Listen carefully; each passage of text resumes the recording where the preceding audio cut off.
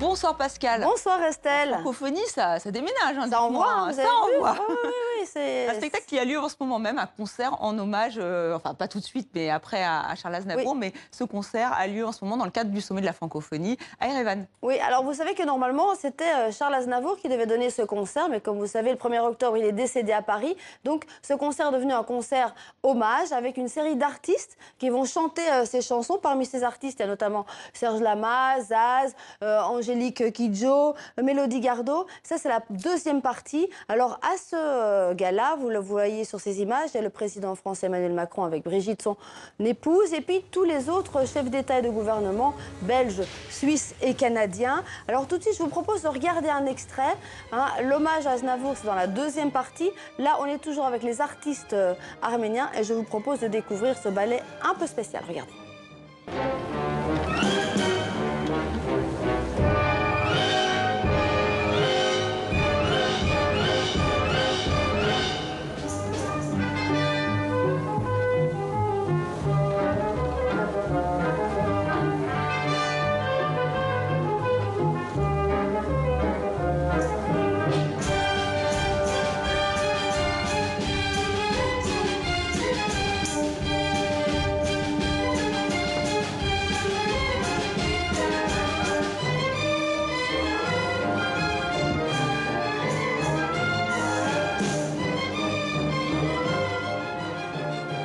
Voilà, alors hier soir, on reste dans la francophonie, c'était la 3e édition des Plumes francophones en partenariat avec TV5 Monde.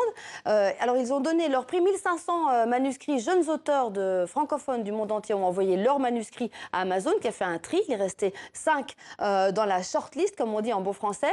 Et la plume du jury a été octroyée à David Dolo pour un roman qui s'appelle U et dont je ne vais pas vous parler mais je vais vous donner la parole Estelle parce que c'est vous qui l'avez lu puisque vous étiez membre de ce jury. Oui, c'est la première fois que j'étais jurée, effectivement, puisque nous étions associés à cet événement avec TV5 Monde. Et donc, il y avait 5 romans en lice, vous l'avez dit. Et avec Bernard Werber, écrivain que vous connaissez certainement, eh bien, nous étions tous d'accord. Vraiment, ce roman est absolument réussi. C'est un roman singulier, une écriture très visuelle.